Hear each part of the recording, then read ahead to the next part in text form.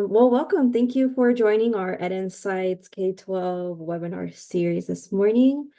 Just a reminder, this is our statewide platform where we talk more about specific topics. So for today's meeting, we're going to talk more about preparing for college. So just to go over what the agenda looks like, again, my name is Lisa Molina. I will be talking more about the statewide college preparedness events and programs that we have in our state, and a little bit more about technical education as well. And then we'll turn the time over to Chris Coles, who will talk more about concurrent enrollment. And then we'll take a break for about 10 to 15 minutes, depending on our time. And then we'll come back and we'll turn the time over to Steve Hood, who will talk more about prior learning standardization. So if your students are taking AP, concurrent enrollment, CLIP, IB courses, this information applies to you as well. And then we'll also listen to Talent Ready Utah with Vic Hockett. And then we'll end our day. So just some housekeeping items. I just want to reiterate that we do still provide the certificate of participation to all school counselors and anyone that may need it. If you are renewing your educator license, this is just a reminder that it's not USB credit, but you can use it towards the hours that you need to renew any license. For our college access partners, so I'm talking to like our TRIO, PACE, Avid, Gear Up folks in the room, and many others, UCAC advisors as well. You can also use this certificate as hours towards your professional development. So if you're needing to show any of that, we can provide that to you as well. And we'll provide that certificate digitally to everyone, and it'll show what hours are on there. And for groups that are watching together, I know sometimes you may be in a room together, pulling it up on the screen and just watching. And if you'd like your certificate, please send me a list with the group's name, with each individual's name, their email, and the school name, so that way I can get that to you as well. So I just want to also talk about what are other opportunities we have for training. Dylan Cafferty, who's also on the call, thank you for joining us well, who does our FAFSA training, has some excellent opportunities this month on our student aid creation. So if you're wanting to learn more on how to help students create their studentaid.gov account to help them file the FAFSA, we hope that you join for that. And just so you know, all of our recordings will be posted to the WUSU website and YouTube for you to watch later. And you can register for any of these trainings on the screen through our Ed Insights webpage. So that's probably how you learned about this training today. And just a reminder for the upcoming trainings, these are the dates for that. I'm not going to go through all of the details, but we do have our UCAW event planning training. So if you're planning UCAW at your high school, we'd love to have you for that. And then we also have our most popular training is the Utah College and University Admissions Updates, where you get to hear from each of the colleges in our state.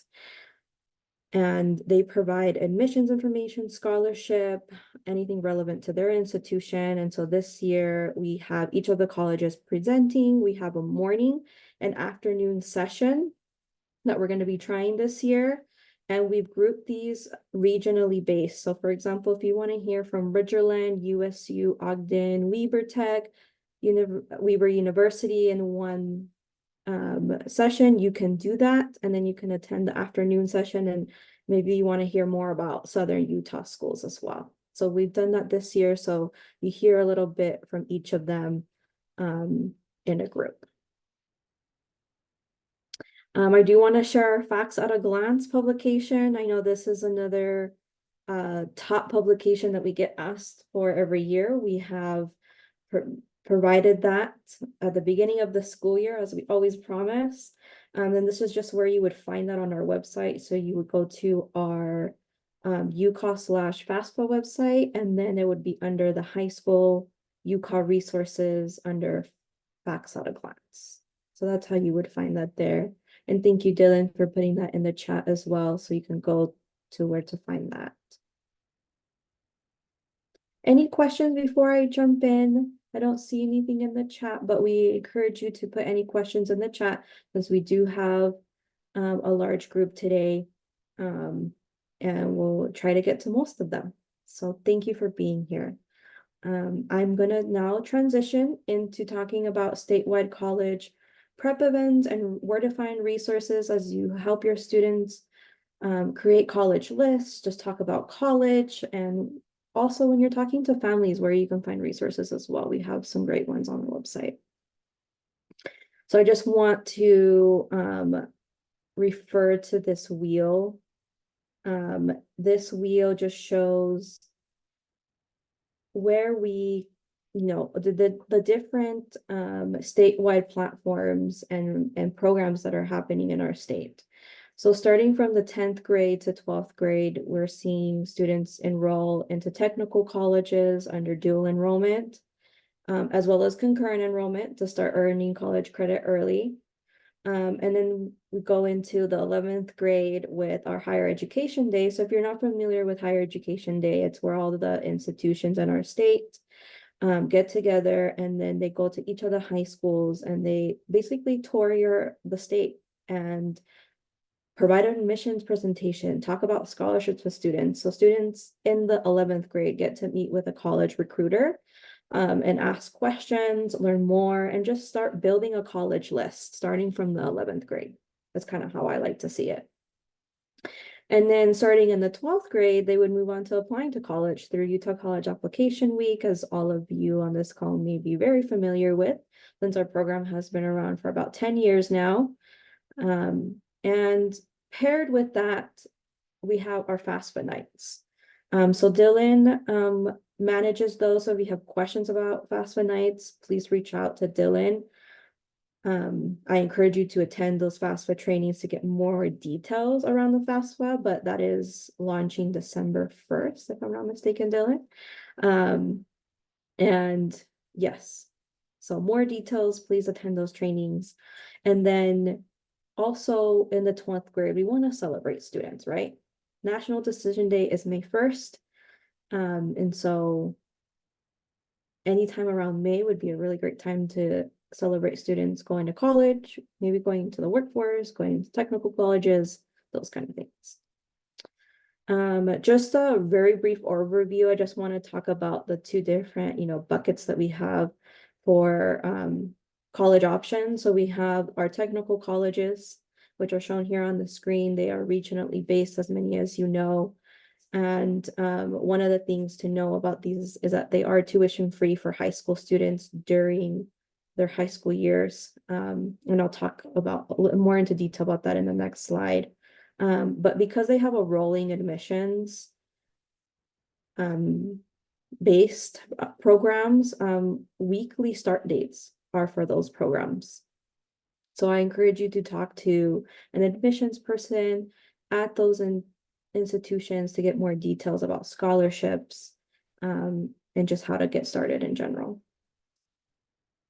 So dual enrollment at the technical colleges, we like to say that is the reason for that is because the student is attending the campus physically as well as they're attending their high school campus at the same time. I like to say starting in the 10th grade is a really great way to start looking and exploring this option for students, getting a campus tour, maybe talking one-on-one with your students, as well as getting a one-on-one appointment with an advisor there, and just setting up a plan for when a lot of these programs start in the 11th grade, even into 12th grade. And even if a student were to finish their technical education program in high school, they can transition after high school and even apply for scholarships and in theory, really get that whole program, paid for through either tuition-free options and scholarships. So this is another great way to explore and start preparing early. And then for our degree granting institutions, 6 out of the 8 of them are open enrollment, meaning that a high school diploma or GED is the main requirement. There are not necessarily ACT scores needed to get into the college, but they might need an ACT score to get some scholarship money. Just know that difference there. And that's just, differentiated with that yellow line above. And in addition to that, to link back to our technical education programs, the colleges, the logos here with the asterisk mean that they also offer a education type program as well. So we're talking UVU, Weber, Utah State Eastern, as well as some of the regional campuses, Salt Lake Community College and Snow College also offer that. Any questions so far here in the chat? I'm not seeing any, but if you're welcome to unmute as well if you have anything. Okay, so concurrent enrollment, I'm not going to go too much into detail because I know Chris is going to talk about this, but I just wanted to bring up where to find resources on our website. So we do have concurrent enrollment resources where you can see general education courses offered at the different institutions, as well as if you're advising for math for concurrent enrollment, there are advising sheets for that as well that you can use to figure out, okay, the student is interested more in the arts or humanities, what type of math should they be taking? Maybe they're more in the STEM field. What type of math should they be looking into as well? And also with that, how to transfer their CE credit as well is important to know. And there's more information on our website with the transfer guide as well on the current enrollment website. But if you have any questions about concurrent enrollment specifically, and there's being offered concurrent enrollment from a specific institution, I encourage you to reach out to that institution specifically to get more information about the details about coursework, because they will be the experts in that. Lisa, we do have a quick question in the chat. Yes. Open enrollment means they do not need an ACT score. Is that correct? Yeah, so open enrollment means they are guaranteed a seat or admissions to that institution. Part of that means the admissions process to that is not going to require an ACT score, right? Because it's an open enrollment process.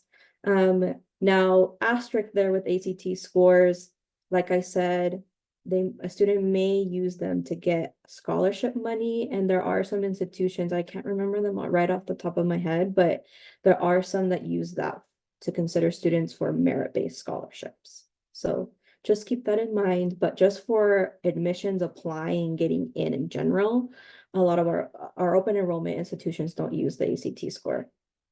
And even for those schools that do use ACT for enrollment purposes, a lot of them are test optional. So I just encourage you to look at their websites to see like the in the weeds details about those processes. So thank you for asking. So our higher education day, I just want to jump back a little bit to this one, is for our juniors. Some of you may know them as like the junior tour or college day at your high school. And the purpose of this event, like I mentioned, is that the institutions get together for one day at your high school and speak to juniors about their post-secondary options. And they do have a website. So if you're wondering if your school's registered or you need to get registered, I encourage you to go to this link here. And if Dylan, you could help me out in putting that in the chat as well. You will find a calendar there, as well as the contact information to schedule your school for higher education day. And yeah, they have really great resources for that. And then I just want to go through UConn and FAFSA nights this year. Dylan and I really try to join forces on this, and for UConn events, they're running October 1st to November 22nd this year. And thank you for all of you that have registered. I'm getting ready actually to send an email on Monday with all of the resources related to UConn, so look out for that next week. And then Dylan is also sending out communication about FAFSA nights. I also want to give out a huge shout out to Taylorsville High School for their national recognition for the School of Excellence Award. So we partner with the American College Application Campaign, so ACAC, to award this award every year. And Taylorsville High School was the inaugural Utah recipient. And they have done phenomenal work. They actually were highlighted in a webinar with National just a couple of weeks ago and did phenomenal about just really highlighting the collective work that you all do as school counselors and just helping students apply to college and just all the college access work that a school counselor has under their role as well. So I just really want to make sure they're being highlighted, and we're hoping that we can provide this as well again this year as a national recognition, and it just really helps honors the commitment to students. And then I just want to make sure we're going back to FAFSA, since we all know that when students apply to college, they're also have that big question around how to pay for it. So Dylan and I have been really strategizing around how to be proactive during UCAW, especially since the FAFSA was opening December 1st. We want to encourage students to do their studentaid.gov account during UCAW or during other type of events in the fall to help them prepare for spring when they do apply for FAFSA. So that's just a proactive idea to consider for your seniors to keep them engaged in this process. And I'm sure, Chris, maybe you might be talking more a little bit about this with your spiel around direct admissions later on after, but I just want to highlight for application fees for our public institutions as of January of 24, so this year, all public colleges and universities removed undergraduate application fees for Utah students. This also includes application fees for concurrent enrollment applications. So essentially what I'm saying, it's free to apply to college in our state. This also applies throughout the year. So that includes UCAW. There's no application fee waivers that you will need to apply. So that is really great news. And then, but something to also consider, things that are still in place. So for example, deadlines for admissions and scholarships, enrollment fees or enrollment deposits are still in place. That has not gone away, or any other fees related to like coursework or admissions. So let's see, I see a question that just came in. Did they used to be fees before? Did this start this year? Yes, there was fees for college applications in the past. And starting this year, that has been removed per our board policy. So thank you for that question. So where can you find UConn Fast Food Night event calendar? So to see where your school is registered or what dates, as well as maybe other schools in your region you just want to see and collaborate with others. This is the QR code for that. One other question, Chris says the waiving of fees also includes students applying for concurrent enrollment. Yes, right on. Thank you so much. Okay. And then just a few more things here for younger grades. I do want to make sure that we're talking about our junior high students, elementary, and as well as those in high school, that's like 9th through 11th grade, that they also should be participating in college application week as an awareness to college. These are some activities, right, to consider. So for elementary students, we can think about it as exposing them to college. And then for our junior high up to like about 11th grade is we're starting to prepare them. So more of that college visit type of activity. So that's just something that I just wanted to share. And also, where do you find these resources for younger grades? I love to talk about the College Guide. The College Guide is also one of our top publications where you can find grade by grade checklist, and you can print out any of the handouts in that guide and use it during meetings or group settings or even presentations or workshops, and also scholarship opportunities through My 529 that are available. So So with that, if I don't see any other questions, thank you so much for your hearing my little spiel about what's available statewide. And now we're gonna get right into it and talk about concurrent enrollment with Chris. I'm gonna stop sharing my screen. And so I'll just turn it over to you, Chris. Great. Thanks, Lisa.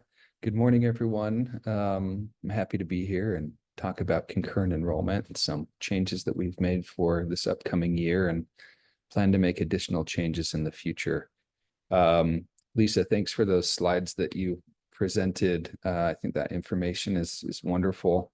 I think a couple of things that I want to start with. First of all, just want to encourage all of you. I know you're familiar with the technical education options to your students in high school, as well as concurrent enrollment. We are really encouraging LEAs to talk to their students about the breadth of options that their students have. Technical education is a great way for students to earn college credit free of tuition, and really starting out early on in their college career while still in high school and participating in future career boosting opportunities for them. And so I want to push that. In terms of concurrent enrollment, I'll first address, I know many of you have likely reached out to our office during the application period that we're currently in for students registering for concurrent enrollment classes. This year, there typically seems to be a theme every year of challenges that we're trying to overcome with the application process. And I feel like a lot of those challenges we were able to eliminate, which I'll explain and show to you here in just a minute. But we've traded the old problems for some new ones. And those new ones are related to student records that exist or do not exist, for that matter, within the UTREX database. I had the opportunity to meet with Cliff Thielen from USBE, earlier this week, and discuss why we're experiencing so many challenges related to student data matching during the application process. And there's a host of different reasons. Primarily, there are, I would say, three. One of them is that students still are, their student record and the name that they're entering in the participation form don't match. The current business rules or matching rules, so that a student typing in their information on the participation form and then the real-time API that we have attached to the UTREX database, right now currently have really strict rules and have to have an exact match in order to connect to that student's record. So a student typing in a preferred name rather than their legal name or a name that's listed on their record is going to prevent them from continuing through the application, or adding an apostrophe or a hyphen that doesn't exist on the student's UTREX record will also be an issue. And so with that, we have a couple of solutions. One, you can reach out to me directly, and I can try and use a lookup tool that we have to provide some corrected information, or at least the student name as it appears in the UTREX database. Or you can contact USBE directly, or if you have access to the student's record at your institution, and if the student needs help in filling out the participation form, you could also show to them what the correct spelling is of their name within the UTREX database. So that's one primary issue. A secondary one that's been discovered by Cliff and his team is that some institutions are not sending updated UTREX records to USBE, and those are not being reflected within the system. And that is something that they are trying to currently navigate and correct over time. But there are quite a few LEAs throughout the state that are not sending updated UTREX data back to USBE. We'll be talking about that in an upcoming summit that we have with them, see what we can do to mitigate that for future years. And then lastly, I'd say the final problem is students still utilizing a school email address. And our system, I know the filters on the USB email accounts for all of their students are very tight. And our system is still not whitelisted within to accept emails from our system to a student's school district email account. And so that points me then, or a transition point to me showing you some changes within the participation form this year that I think will be beneficial to students in the future. So I will share my screen briefly and walk you through a couple significant changes that I think are helping us this year. In the past, we are seeing fewer students who are using their school district email accounts when applying for concurrent enrollment.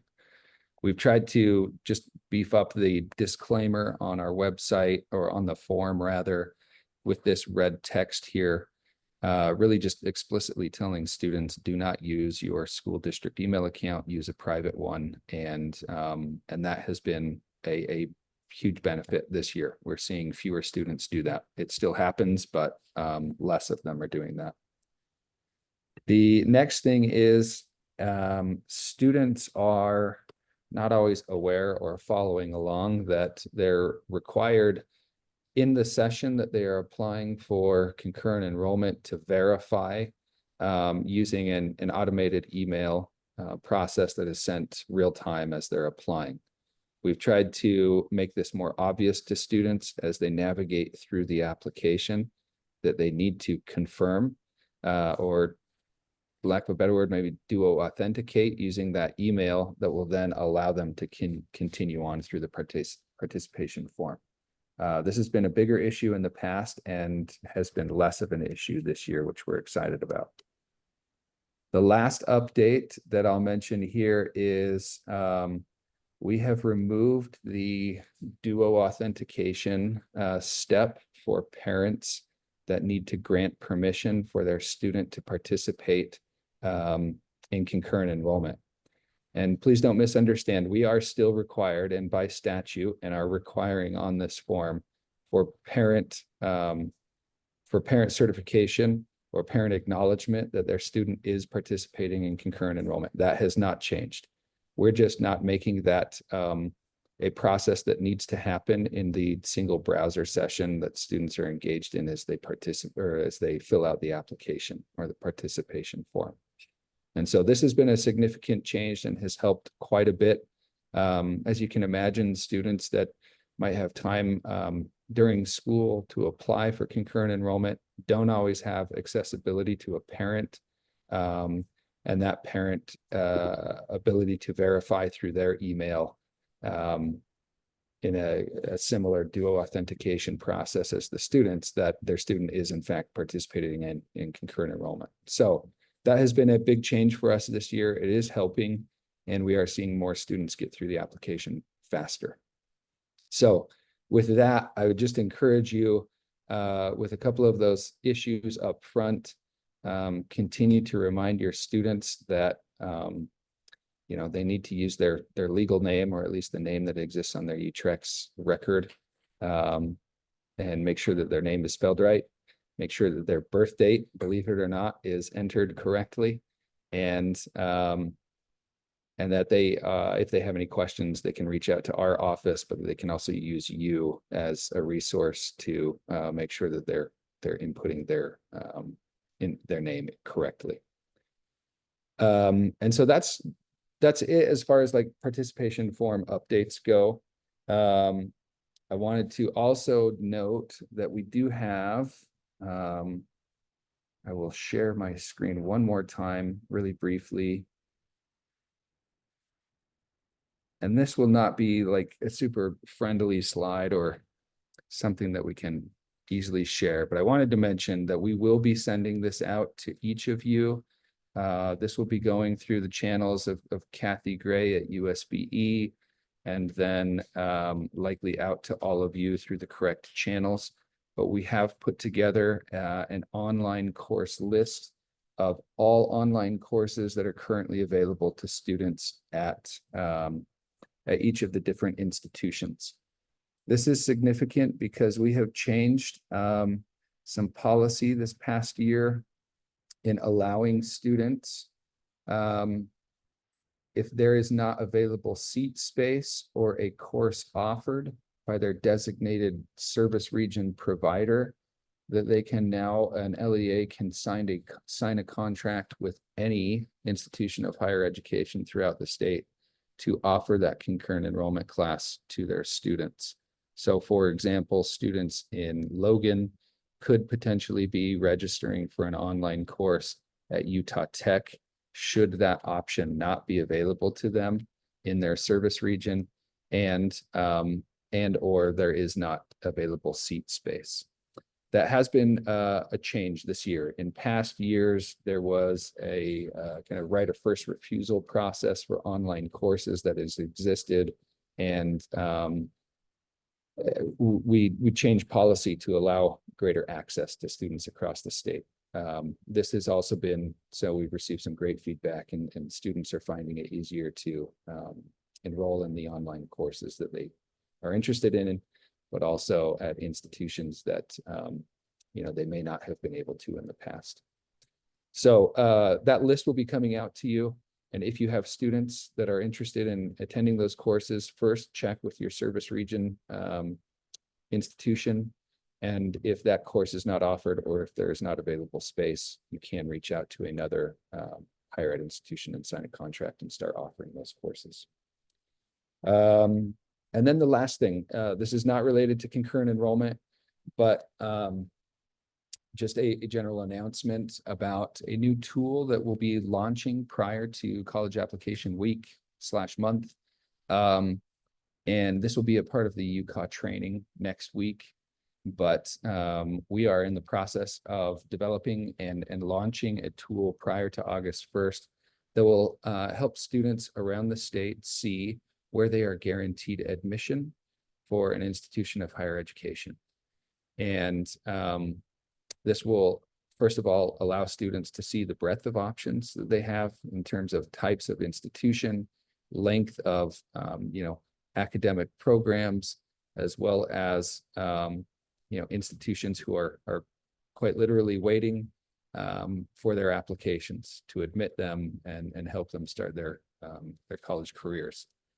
That tool will also be a benefit to students in the future as we continue to develop and enhance our direct admissions process.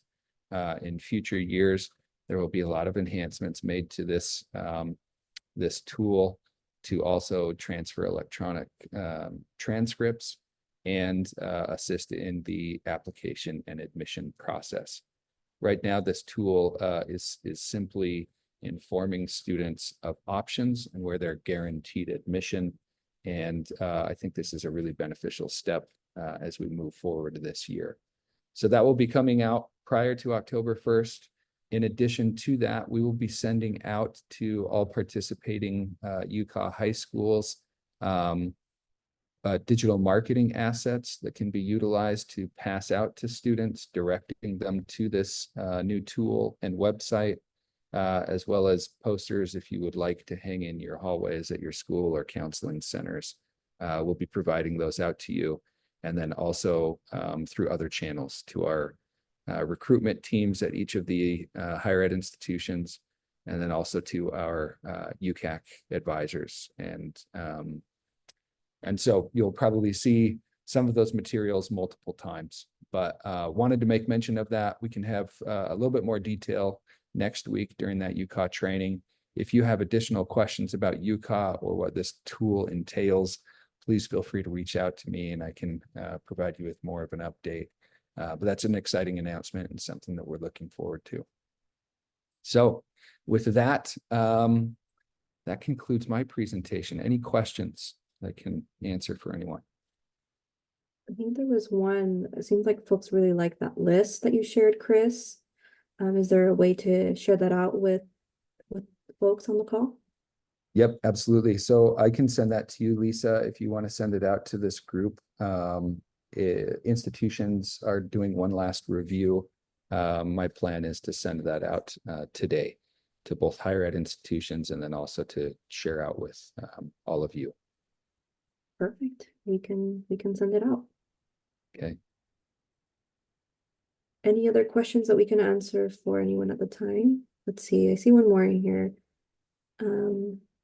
Oh, great. I'm so happy that you are asking what does UCAS stand for. So we love acronyms in higher ed. I would think that most people on this call can agree, but so it stands for Utah College Application Week. Some of our other schools may use Utah College Awareness Week, depending on who your audience is. So that's what that is. And if you're wondering more details about the Utah College Application Week program, encourage you to register for the Friday, September 13th training. So, perfect. I don't see any other questions. So thank you, Chris. We did drop that your contact information in the chat if folks have questions. So okay, well, with that, I think we'll go right into our break. And let me see here. I'm going to do a 15-minute break for you all. And we'll see each other then. Oh, and these are links that you can use during the break and explore if you'd like.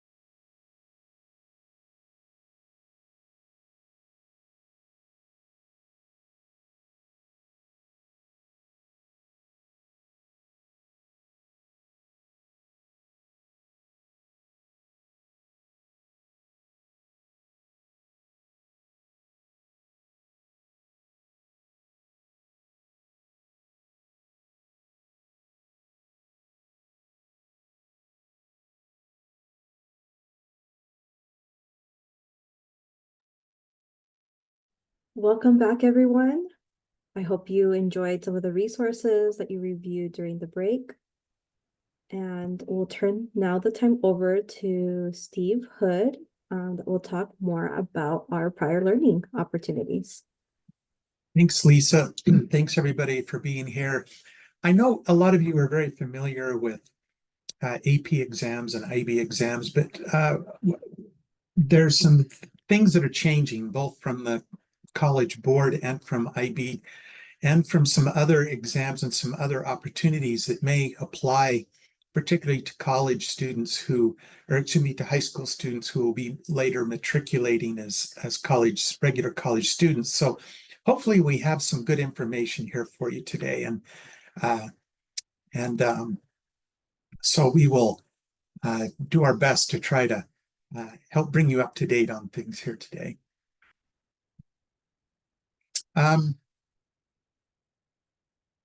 As you all may be aware, we currently accept credit for AP exams, International Baccalaureate, CLEP, primarily for adult learners in the state of Utah. And then there are some high schools that also offer CLEP exams that accompany their advanced placement courses as well. DSST is now available on some military bases for dependents of military children, as well as the military folks themselves.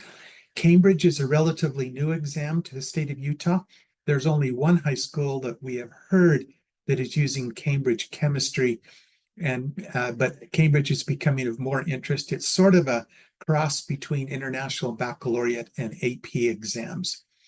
And then Utah's system of higher education accepts ATC, ACT, and SAT standardized exams. But you may not be aware that we also accept some licensures and certifications for college credit. So the EMT basic course is sometimes taken by high school students. Usually, in fact, in every case I know, it's taken after school. They just sign up for a course at the local technical college, or they take it from a hospital, or they take it, in some cases, a couple of fire departments are authorized to offer that. The Certified Nursing Assistant program, and then, of course, technical students in the technical education programs, ASE certifications can sometimes be given partial career and technical education credits, or and so that when a student transfers to a college, they don't have the complete course to have to finish. They're given credit for those modules that they've already completed. We're also starting to see some high school students that are getting learning experiences such as portfolios, other classroom demonstrations, challenge exams, and foreign language exams are getting credit for those that are outside the normal AP and IB. It's not a whole lot of students right now, but it is starting to grow. This just gives you a little bit of an idea here of our two most popular exams, AP and IB, about how many students take those exams in the 2022-23 academic year, and how many credits they earned. Steve, we don't see your full screen or what slide you're on, so I don't know if you meant to. Okay, Yeah. are you seeing it now? Yes, we also see your slide deck, but either way, we see it fine. Okay. So everybody can see the screen right now, is that correct? Correct. Yes. Okay, great, thanks. As I mentioned, the CLEP exams are very popular in the Midwest. They're not as popular in the Western United States, but increasingly what some teachers are doing in the high schools in Utah is they're encouraging students to take both the CLEP exam and the AP exam. And the reason is because a student, even though they're created by the same organization, the College Board, in some cases, the way that the exams may be worded, a student may do better on the CLEP exam than on the AP exam. And so that's just something that we've learned is beginning to happen. through a couple of language exams. Some of them they're homegrown, such as Salt Lake Community College has their own language exams where they can assess prior learning for students. And then most of the other institutions use what they call the BYU FLATS test, which is the foreign language aptitude test. It's interesting, BYU designed this, but they don't use that exam for their own student assessment. They use a separate system through the Foreign Service. But students can take foreign language exam tests and get evaluated by foreign language faculty. We also have some third-party certifications that I just talked about, the EMT, CNA, and so on. And institutions are developing more and more challenge exams. And so if a student has a certain level of expertise in a particular area, they could take this challenge exam, and then based on how well they do on the university challenge exam, they may be given credit for that. And as you can see, it's not insignificant. 568 students took that during the 22-23 year, earning just over 11,000 credits. So that's pretty significant. Now, probably 60 to 70% of those are adult learners, but we're starting to see some high school students that are taking those exams as well once they enter into a college or university. Students can also present portfolios. We have some students who take outside art courses at a local art school or an art teacher one-on-one. We have some students who have learned some other skills where they develop portfolios, and you can see that we're starting to see, we've got 3 institutions that are currently granting portfolio credit, and that is going to grow. You'll see over the next 2 to 3 years, you'll see the number of institutions that accept portfolio credit to be all 8 degree granting institutions. And then technical college membership, those students who go to a technical college as part of their high school experience, and those hours are later converted into college credits if they transfer into a degree granting institution. So this just gives you an idea here of what the total number of students and total credits that have been awarded over the last 3 academic years. You'll notice there's been a drop in the number of credits. This is a nationwide trend that follows on the heels of the COVID epidemic. High schools and college institutions are still trying to recover from the impact that COVID had on student learning, in particular prior learning opportunities. So in talking with my team, we thought it might be helpful for you to understand a little bit about how credit for prior learning is determined. We have in the Utah System of Higher Education major committees. There's 44 of them. And what these major committees do is they meet and talk about all the things. They have representatives from each of the 8 degree granting institutions. And very often Westminster College and BYU join in this as well. Ensign College does on some as well. And what they do is talk about what they're all doing, sharing best practices, that type of thing. Well, one of the things they also do is they determine the standardized exams, where it's appropriate to give credit and for which classes the exams apply to. And so in this, since January, for example, the AP seminar has been examined by the Education Major Committee. Pre-calculus is currently being examined by the Mathematics Major Committee. And African American Studies is being studied by 8 different faculty members from a variety of social science and humanities courses because it's an interdisciplinary course. The IB exams, art history is just being picked up and looked at by the Art Major Committee. IB mathematics, both courses, both what used to be known as the further mathematics and higher learning, I can't remember the names now. They've changed them and they've changed the content in the courses. And so those have to be looked at completely as if they're brand new classes, and the math major committee is looking at that. IB chemistry was examined this year, and all international baccalaureate standard level exams are being looked at, so that we're in compliance with what the new state law that was passed a year ago. In addition, we have Cambridge exams, and the very first Cambridge exam, chemistry, has now been approved for chemistry 1010 credit. And over the next few years, there'll be more Cambridge exams approved as high schools express interest to teach a Cambridge course. There's some real differences that I think the schools that are offering both AP and IB, I think they're generally aware of these, but for high schools that may not be, there's real differences between the advanced placement and the international baccalaureate courses. I think you all know that the AP is administered by the same organization that does ACT, SAT exams and does the CLEP exams. It is a high school course that contains college content. And Utah currently offers, not in all high schools, but the state of Utah in public schools offer all AP courses, with the exception right now of African American Studies and the pre-calculus course. And I'll talk about the problems of pre-calc in just a second. And the advanced placement really is tailored to fit the design of college courses in the United States and Canada.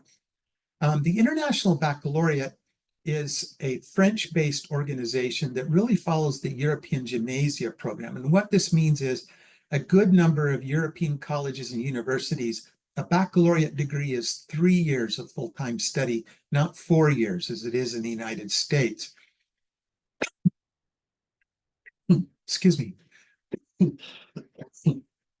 So high school students in Europe, particularly West Europe, who are college bound will take a particular high school curriculum that more or less completes their general education courses while they're in high school.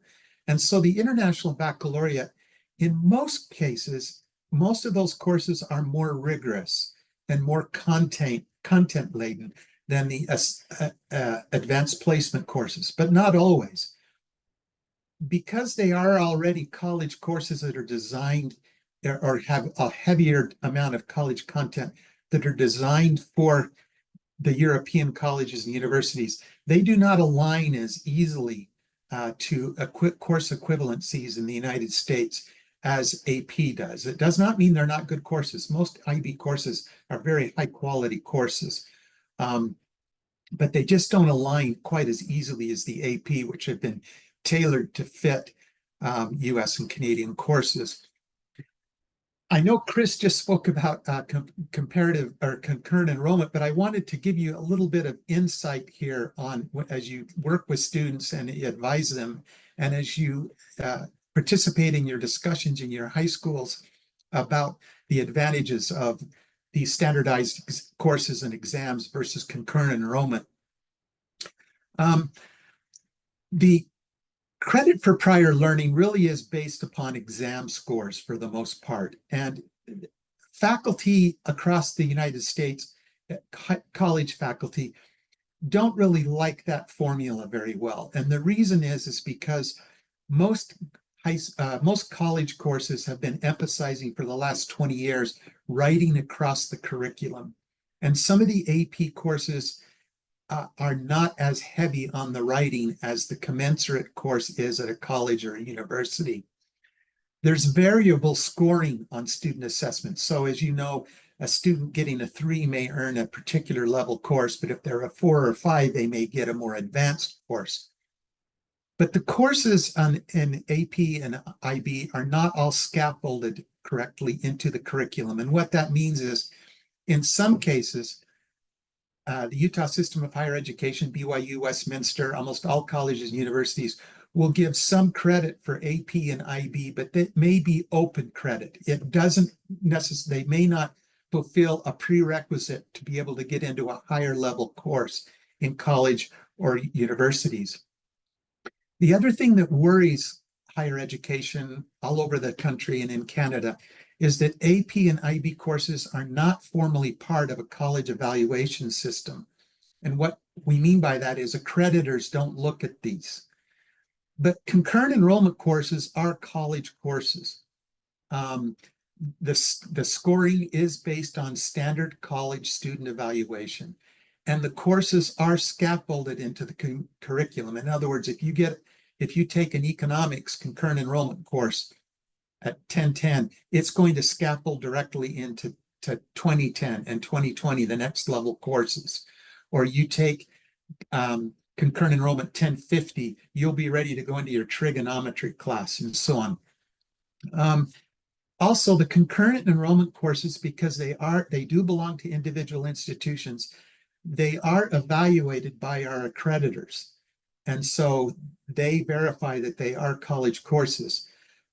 What does this mean? This means that for the most part, professors in the Utah system of higher education, at BYU, at Westminster, and so on, they actually prefer, again, it's for the most part, that students take concurrent enrollment courses over AP and IB because it's a better transition and a better fit into higher education. So that's just something to keep in mind there. There's also some warnings on standardized exams.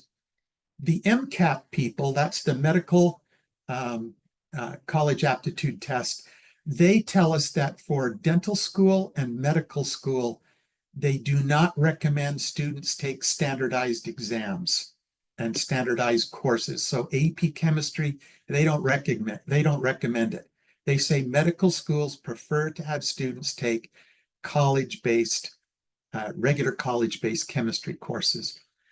AP African American Studies right now does not have a course equivalent anywhere at any UC institution and hardly anywhere in the United States because it is interdisciplinary. So we're trying to figure out how to assess this to be able to give students credit for that. It's actually, I know there was a lot of conversations last year about AP African American Studies. It became a very politically charged topic. If you look at the curriculum, it is a very fine course. It's not trying to throw political consciousness down anybody's throats. It's a very fine course. We're just trying to figure out the best way to give credit for it. Pre-calculus is a problem, not just in the state of Utah, it's a nationwide problem. A lot of college professors are wondering if pre-calculus is a right course to even teach.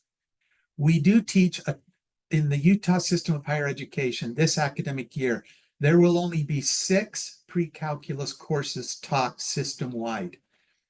Most of the students who are taking pre-calculus are taking it as a review to prepare for the GMAT, the LSAT exam, and the GREs. They're not taking it to get into calculus.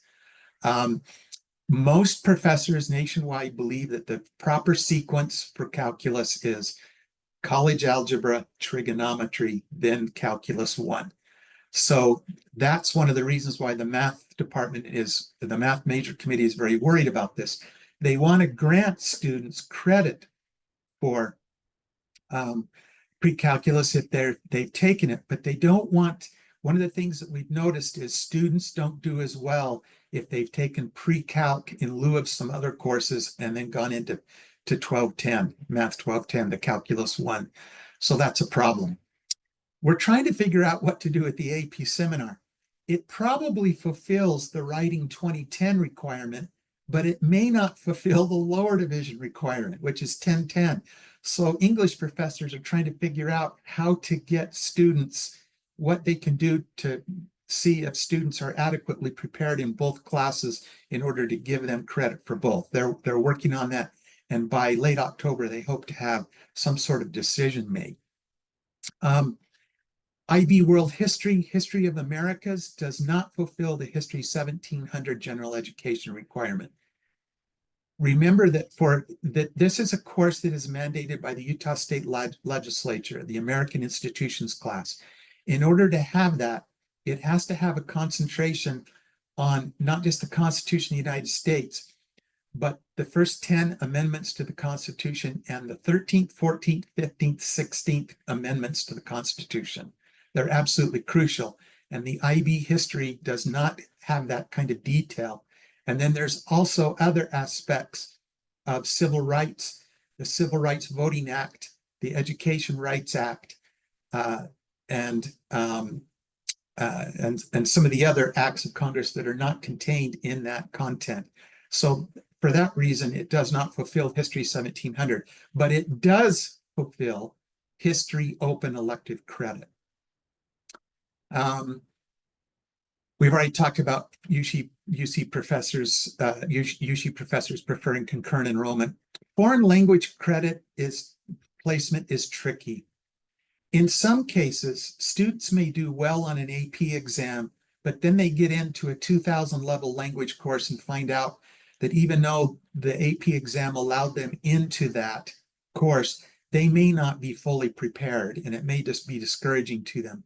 For that reason, foreign language departments are giving separate math placements. And what they're doing is they're actually calling students in some cases, and talking to them in the foreign languages and so on to make sure that they are at a place where they can take a course. And in some cases, if they're not quite ready for the 2010 course, there are some intermediary courses that they have developed to try to help students get up to speed on some of those. That is also the case with math placement. It used to be that they used to accept an AP calculus score, and I can't remember which AP class it was, of a 3 for math 1210. But what they found out was when they went on to the next level calculus, they did not do well in calculus. So we've had to readjust those scores, and so they'll give algebra credit for it, but they will not give, and this is not on all calculus scores. There's a number of gradations there. And so and this has been that it's not changed from what it's been for the last 4 years in the Utah Transfer Guide. Just a couple of other things, and I know you battle with this sometimes with some of your administrative leadership that's getting pressure from parents, and you're also getting pressure from the parents themselves. But what our studies are showing is students who get a D grade, an F grade, a withdraw, or an incomplete in AP, IB, and concurrent enrollment coursework are actually less likely to matriculate as college students than students who complete those courses and are not getting DFWIs. And in fact, in many states, if not most, they tend to matriculate less often than students who don't even take those AP, IB, and CE courses in high school. So that's something to think about. And the primary determinant of the success among high school students through speaking with you folks, in focus groups that have been held, the counselors, the teachers, and so on, primary determinant for the success in those courses is just maturity. It's not necessarily their intellectual capabilities, it's their maturity. There's also, and we know that students sometimes think this and parents sometimes think this, but it's just not true. Students who do not take college-bound coursework in high school, they're still qualified to be college students. Most of our 6 out of our 8 institutions, degree granting institutions, are open enrollment, and students can get into college. The leading factor in success is persistence. So please do encourage all students, and this is true of our technical colleges as well. We want students to go get advanced training somewhere, either in a technical college or a degree granting institution. Another thing that's interesting, and I used to teach at a liberal arts college in the Eastern United States for almost 30 years. Studies have shown that students who take non-advanced placement or non-IB college prep courses, in other words, they're very often just called college honors, but they're not AP courses and they're not IB courses. Very often they are better prepared for college than students who do take AP and IB courses. And the reason there is because they find that the standardized exam courses tend to put limitations on student discovery and exploration. And the honors courses are developed more around the faculty members' expertise, which makes for a much more rich learning environment than going by the AP and IB. So that's something also to consider. Unfortunately, you don't get credit for the college honors courses, but whereas I know you do for AP and IB. So here's just some student contact information. I think most of you know about the Utah Transfer Guide. It is that website is being maintained right now. This week it's been maintenance. It's under maintenance by Academy One, and they're supposed to be done with it by early this afternoon. So that will be working again like it's supposed to. And then there's a USHE website here that you can contact that talks about prior learning assessments and so on. You can contact me directly if you have questions. That's my email, and I'm happy to get any kind of information to you that I can. I think you know that I have institution CPL websites here, and if you just send me an email and say I need this information, I can send you my PowerPoint. You can get any of this information you want. Something additional. You can just go to the USHE website in the search box. You can type your question on any matter for transfer, articulation, prior learning, and you will come to web pages that will help you out quite a bit on this. Because I meet with the major committees, I have 44 different files on a lot of these questions. And if you would like to sign into the box data that gives the meeting notes, the agendas and that kind of stuff that these major committees have talked about, these minutes very often give reasons why credit is or is not appropriate for some particular courses. And so you can email me and I will send you the ability to log into that.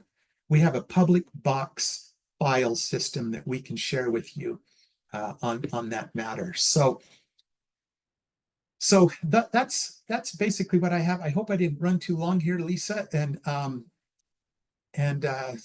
hope I didn't talk over any questions. I couldn't see any questions and I didn't have access to chat while I was going here. So have I missed anything? No, you did great, Steve. We do have two questions for you that came in. One about how does this all work with our private institutions? So you mean for BYU and Westminster?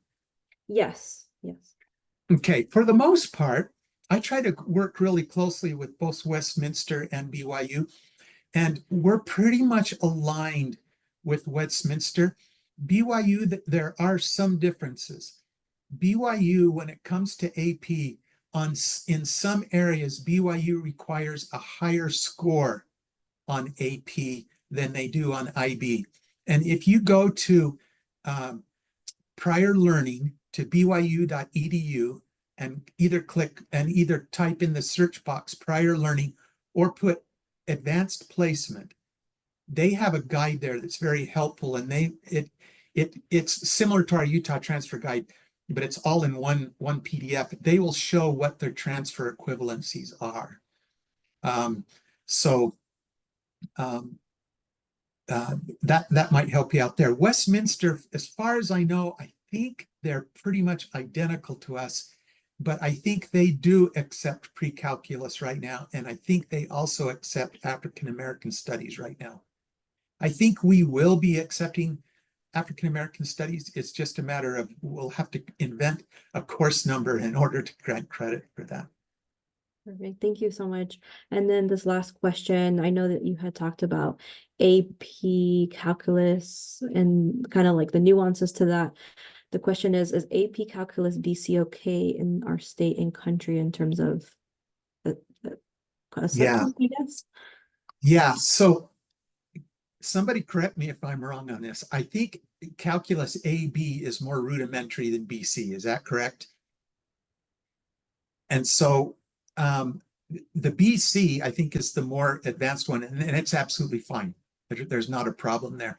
It's the more rudimentary of the two AP courses that They no longer grant a score of 3. They no longer give calculus 1 credit for, but the professors do give college algebra credit for it for a 3. And that was just simply because when they took that exam and they got a 3 on it, they just weren't ready enough for the next level, and students were failing it. And then they said, oh, I can't be an engineer because I'm not good enough at math. And that's not the case. You just need a little bit stronger background, and then you can succeed. Okay, well, thank you so much for all those clarifying answers. And I did put your email in the chat. Folks have questions later, and also the link to our USHE Prior Learning Assessment website. So thank you so much, Steve, for your presentation. Now we have Vic Hockett with us, who will be sharing more about Talent Ready Utah, and I'm going to be sharing screen here to share the slides. And it's your time, Vic. Okay, thank you so much, Lisa. And again, thank you all for joining today. See a lot of names on the screen that I recognize. If I don't call anyone out by name, it's not to be offensive in any way, shape, or form. We partner with a lot of you guys across K-12, and really excited to be sharing a little bit more about Talent Ready Utah, what our role is in K-12, and then how we could possibly work together even closer to really expand what we're very passionate about, and that is connectivity to the workforce for the benefit of students, their economic mobility, and really helping them get prepared for great jobs in the state of Utah or get ready to go to college, which, you know, we definitely know that by 70, or excuse me, by, I think it was 2040, the report that we saw that over 70% of the jobs in Utah are going to require some form of post-secondary credentialing. So these type of partnerships are very essential to what we do and what our role is in the state. So again, my name is Vic Hockett, Associate Commissioner of Talent Ready Utah. If you're not familiar with Talent Ready Utah, next slide, please. We are a center that was created in the Governor's Office of Economic Development back in 2018. And really our whole mission and purpose is that we're here to help advance the alignment of industry and education so that way we can foster the best talent ecosystem anywhere in the country. And so really our role by statute is to engage and convene with our major stakeholder partners, which are education and higher ed and K-12, to engage with industry, government, really to identify barriers that are going on, and then to help create short-term and long-term workforce solutions for the state of Utah. Next slide, please. Within Talent Ready Utah, we are led by a very strong board. This board is in statute. The makeup of this board is in statute from our different executive leaders, as well as some of our folks from the legislature. If you're familiar with a lot of these names on the group here, we have an amazing group that guides our initiatives, that really helps us to prioritize what we're going to be doing. And again, we're all about identifying from industry what are the biggest statewide needs in terms of talent development, whether this be in healthcare, whether this be in life sciences and aerospace, computer sciences. And then we start to prioritize what we may ask for in the legislative session to move some of these things forward. We're going to talk about a couple of these here in a little bit, but one of them that you guys are probably very familiar with is the Computer Science Master Plan and the Computer Science for Utah Grant Program. We've partnered very closely with Superintendent Dixon, with Talia, and with Christina Yamada in the previous years, and working with the Public Ed Appropriations Committee to get more funding for the Computer Science for Utah initiative. That's a huge one. We're very proud of that.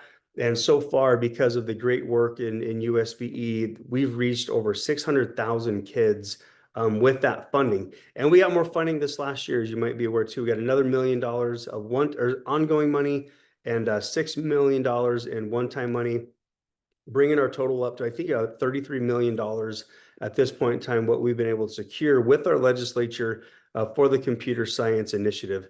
You can also see we've got some great people from the private sector. We think this is incredibly important as we're, again, here to represent the voice of industry as we're developing programs. We have folks from around the state representing every corner of the state and all of our different industry partners as well, to make sure that we are being directionally correct with the type of programs that we're asked to put together. Next slide, please. Another thing that Talent Ready Utah really gets to be involved with is another group called the Unified Economic Opportunity Commission. The Talent Board serves as the subcommittee for this commission. If you're not familiar with this commission, it's chaired by the governor, the Speaker of the House, and the President of the Senate are the vice chairs.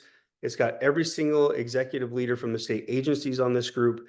And what our role is to do is to really, again, go through our process, which is to convene the right people, collect the right data, assess what sort of gaps you might have in policy and funding, and then address those gaps with policy recommendations or potential funding recommendations. This commission is an extremely powerful group. Over the past couple of years, the commission is tackling things like water, affordable housing, transportation, and it's really good. I think that the state is looking at workforce as one of these top priorities. So that way we can continue to advance our state from an economic development point of view. Next slide, please. So this slide, you saw me put this Venn diagram up there before. This is a Venn diagram we've shared, pretty much anytime that we present. But a lot of people don't know that I'm actually from the private sector. Most of my career has been in engineering and in senior level leadership roles in manufacturing companies. And so I'm all about customer service and identifying our customers and operating in a very customer-centric manner. And so if you go to the next slide, please, if we took this same Venn diagram, but yet we changed stakeholders with customers, and then we also change out, one more slide up, sorry. There we go. And we change the government to students. Now we have a customer-centric Venn diagram that's overlapping what I consider our two biggest customers in education. One is our students, and our second customer is industry, but bringing them together through the power of education, what we're doing in K-12, what we're doing in higher education. Next slide, please. So if we just kind of expand this out on a very simplified value stream, again, I kind of see our students as these are our input customers. Now, from a higher education point of view, these students, these input customers, they are paying for a product. They're paying for a service just like we would in any other consumer type atmosphere. In this case, they're paying to be educated, to gain skills, to gain competencies. So that way, again, they can improve their economic mobility through the rest of their career. In the middle of this value stream, we have that mechanism, which is education. So again, in a private sector point of view, you're always taking a raw material, you're changing its market form or function, and you're putting it into a whole nother stratosphere that now someone else is willing to buy a finished product or service. And that brings us to that output customer that we identify with, that we mostly work with at Talent Ready Utah, and that is our industry partners. Next slide, please. So again, we feel it's highly necessary that we engage the industry. We have an access team at UC that's incredible. They're doing amazing work engaging the students. But for us, workforce alignment is bringing that Venn diagram even tighter, bringing it into a manner, and that's really thinking about it from an alignment point of view. If you're looking down a scope and trying to bring things into alignment, to me, this is what workforce alignment is all about, is bringing together the students, bringing together the industry, meeting their needs as an education provider. And there's lots of different ways that we can go about doing this. Next slide, please. And so in terms of an impact point of view, just wanted to share a few things from Talent Ready Utah, some of the things that we've done. We're going to talk a little bit more about K-12 specifically here in a second.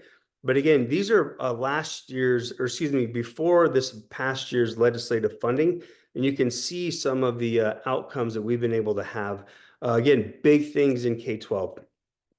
The Computer Science Master Plan, a huge initiative. There's another one called Talent Ready Apprenticeship Connections that some of you might be familiar with. This is a partnership between Salt Lake Community College, Salt Lake School District, and Stadler Rail was that mainstay customer developing out a youth apprenticeship program that culminates with an associate's degree at Salt Lake Community College. We've expanded this program now we're working with Granite, we're working with Jordan, and I want to say we're also working with Canyon school districts to expand this youth apprenticeship program. But I feel like this is one of our huge opportunities as we're partnering together with our education providers, is to get students more work-based learning opportunities. I know that we have a great CTE system within USBE, that we've got people on the ground that are identifying internships, identifying opportunities for students. Well, Talent Ready Utah also has funding streams for these. Not a lot of our friends in K-12 know about these, but we have a funding stream called Talent Ready Connections that's there to solely elevate innovative work-based learning opportunities. So this can come in form of project-based learning. This can come in form of internships through apprenticeships, but we want to be able to help provide resources to our K-12 partners to, again, expand their work-based learning opportunities. Next slide, please. One more. So part of how we kind of see, where we're working in our different spheres is really this statewide ecosystem that includes higher education, that includes the State Board of Education, industry, and then our government partners. And really what we're trying to do here is not to ask people to do things differently, not to ask people to, hey, do things the way that we think you should be doing them, but really we want to tap into this rich ecosystem and really leverage each other's strengths. We're not going to be able to out-educate the volume of workforce that's needed in the state. And so we really view this ecosystem as a partnership that we can leverage each other's strengths, get out in front of some of these workforce pieces, and work together very collaboratively. And like I said before, Sid Dixon, she's on the talent board. We're doing some amazing things with her group, as well as Talia and others, and really want to, again, expand the type of work-based learning programs that we offer with our schools. So if we go to the next slide, we can see some of these pathways programs that Talent Ready Utah administers. And if you're not in any of these pathway programs and want to be, please connect with me. We would love to continue to expand these pathways, which again are all work-based learning programs. And so the Utah Aerospace and Defense Manufacturing Pathways Program, that's a mainstay at Talent Ready Utah. This was the catalyst of how we were developed. Why we were developed was the creation of this Pathways program with Davis School District and many aerospace companies back in 2015. We also have some efforts in life sciences. We're continuing to rebuild that out right now with several school districts, as well as the STEM Action Center. The diesel tech pathway is a big one. It's all across the state. It's been highly effective. We also have one in rotor and aviation maintenance, UEAC, which is the Utah Architecture, Engineering, and Construction Pathways. It's really there to help build up our building trades, as well as we have a tech sales pathway up in Ogden with a great company up there that's doing amazing work at MarketStar. And then, like I said before, that Talent Ready Apprenticeship Connection program that's really keyed for advanced manufacturing. We have an electrical track, we have a mechanical track, right now in process of adding another track for welding, for composites, and CNC machining. So again, these are just a handful of the major pathways programs that we run. Again, we're here to help provide that infrastructure with the schools to leverage the CTE pathway programs that are out there. And what we're really interested in is rewarding students that are completing Explore courses, completing concentrator courses with high-level work-based learning opportunities with industry. And again, to show that connectivity of what they're learning academically, how this translates into the workforce. And we really think this is a huge opportunity we have to leverage, again, the expertise at our K-12 schools, as well as our USHE campuses. To date, we've served over 2,000 students in these pathways programs. And if I can, just for a second, the Utah Aerospace Pathway Program, the way that we do the celebration of that, if anyone's ever been to it, it's an incredible event. So think about like a Major League Baseball, football, or NBA draft. We do a very similar process with the UAP group, where we'll have 20 plus employers, over 100 students will attend the event, and it is like a draft night. And so, for instance, you'll get one of the execs from Boeing will stand up at the microphone and say, first pick of the draft, Boeing selects Lisa Molina as their work-based learning participant this year. The student goes up on stage, they get a bunch of swag from the company, and we're really, again, trying to elevate that partnership between students and industry. Next slide, please. Also, another thing that we're highly interested in and that we're doing, especially with that Talent Ready Apprenticeship Connection grant, or excuse me, apprenticeship program, is we want to be able to make sure that the apprenticeship isn't the terminal credential. I know a lot of times in Utah, when we think apprenticeships, we think construction, electrical, plumbing, and a lot of times that's kind of a terminal piece of credentialing. But what we've done is be able to work with Salt Lake Community College, work with Weber State. We're working with the U right now on how do we continue to develop stackability from that apprenticeship. So as students are wanting to reach, different levels of occupation, which you can see up the left-hand side of that chart, as they're trying to advance in their occupations, we want to also be able to help to create educational pathways. So now that they're qualified for those occupations at different levels. And so these are things that we're continuously working on, but it all comes down to how we partner with you guys, how we partner with higher ed, again, for the benefit of students and for industry. And then we also have the computer science program, which is next.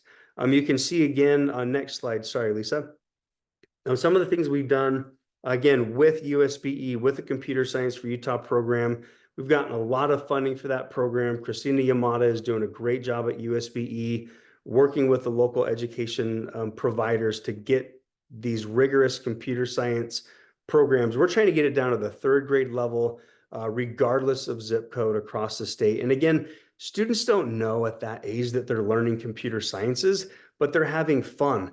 The one thing that they are doing, though, is they're learning how to troubleshoot. They're learning how to problem solve, and they're learning those computational computing skills that's going to benefit them regardless of which pathway they end up going on. And lastly, I want to talk about the PRIME program.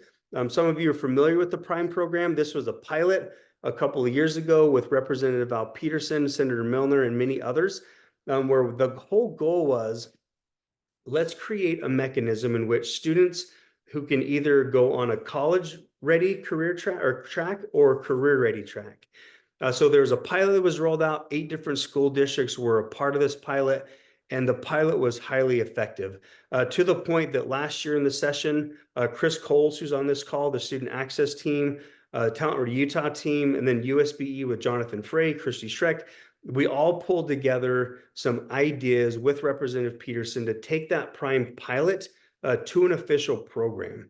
And so again, the whole goal there is every single student would graduate high school with either a career-ready or a college-ready credential. So what that looks like is, and by the way, there's a scholarship fund for this too. So students that complete 5 of the concurrent enrollment general education courses, they qualify for that scholarship because they've completed that credential for the college-ready aspect. Now, students that complete a CTE pathway, they qualify for that career-ready. They'll still get a scholarship if they want to continue on to a tech college, to one of our degree granting institutions. And then with this last year, we also added 2 youth apprenticeships. So again, really trying to meet students where they are and get them on either a college-ready or career-ready track. Next slide, please. This last year, one more. This last year in the session, the legislature was extremely gracious to us. In this effort, we got $3.5 million to help grow the PRIME expansions. And we got $1 million to expand what's called the PRIME eligible schools. There's a process and a committee that USB has put together. Jonathan, again, has led that out, him and Christy Schreck. We are on that committee. I'm on that PRIME committee, as well as Taylor from the student access team at USHE. But really what we're trying to do is give resources to our schools to be able to offer more of those concurrent enrollment courses, to be able to offer more of those CTE pathways and get money to very targeted approaches. And we're able to get $1 million more last year. I think we were already setting on $890,000, I want to say, from the previous year. But again, there's a scoring committee, there's a grant process. But again, these are all in an effort to continue those partnerships with our employers, with our education providers, and again, increase those work-based learning opportunities. Next slide, please. The next piece of that was scholarship expansions. We started out, we were asking for $1 million for scholarships. We were going to ask for $500,000 for the students that completed the CTE pathways, $500,000 for students that completed the CE pathways, but they gave us $2.5 million for scholarships. Really, again, to help incentivize those students to complete one of these so they can obviously continue on whether they're going the college path or the career path. Lisa, I believe that is the rest of my slides. After this one, put a little QR code there if you want to ever connect with me, connect with anyone from our team. We would love to. if there's a pathway, that we're offering that we can work with you guys on, we would love to. We realize that our public school system is incredibly important to shaping the future of Utah. We want to be able to expand those work-based learning partnerships, and we can only do that with you guys. So again, reach out to us. We'd love to partner with you. And with that, I'll turn the time back over to you, Lisa, for any questions.